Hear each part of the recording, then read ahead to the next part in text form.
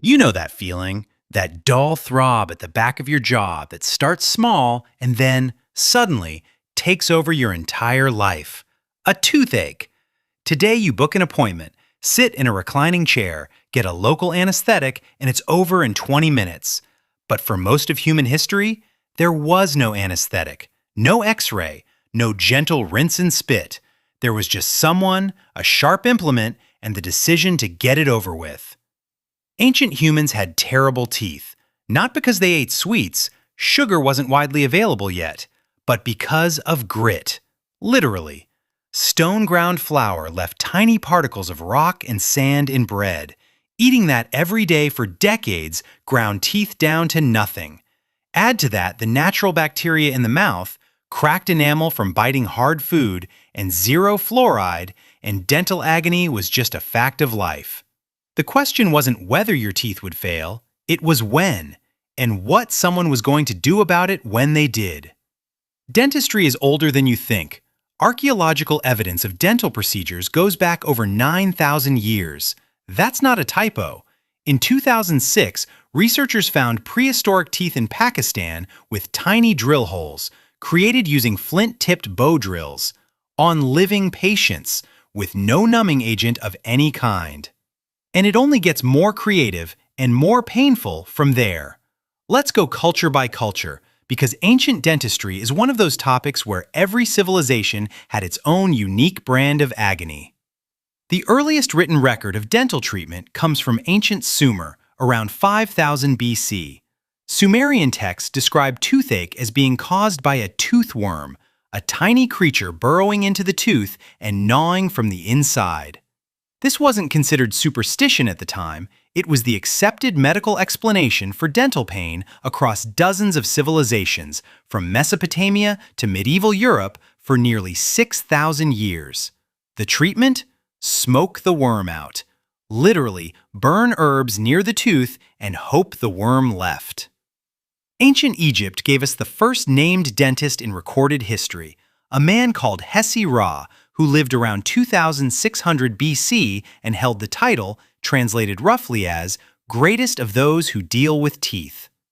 Egyptian dental treatments included mixtures of ground minerals, honey, and various plant resins packed into cavities, a surprisingly effective early filling. They also performed tooth extractions, by hand, using their fingers and basic metal tools. Romans were obsessed with white teeth. They used tooth powders made from ground bone, oyster shells, charcoal, and bark. Some formulas included urine, specifically imported Portuguese urine, which was considered particularly effective due to its ammonia content. Roman physicians did perform extractions using forceps, metal gripping tools that were absolutely as unpleasant as they sound. One Roman writer described the experience as making patients feel like their jaw was being torn from their skull, which, mechanically speaking, is fairly accurate. In medieval Europe, dentistry wasn't done by doctors, it was done by barbers. The barber-surgeon, a real profession, cut hair, performed bloodletting, set broken bones, and pulled teeth, often in the same chair, sometimes on the same afternoon. There was no anesthetic. Patients were sometimes given alcohol beforehand. Not enough to numb the pain, really, just enough to make them slightly less likely to fight back. Tooth pulling was often done in public marketplaces, with crowds gathered to watch. The screaming, apparently, was considered proof the barber was doing a good job. It wasn't until the 1700s that dentistry started becoming something close to a proper profession.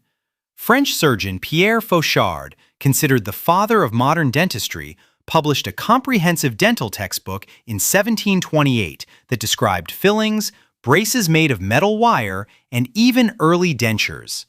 His tools, however, still included a dental Pelican, a device that gripped the tooth and used leverage to rip it out.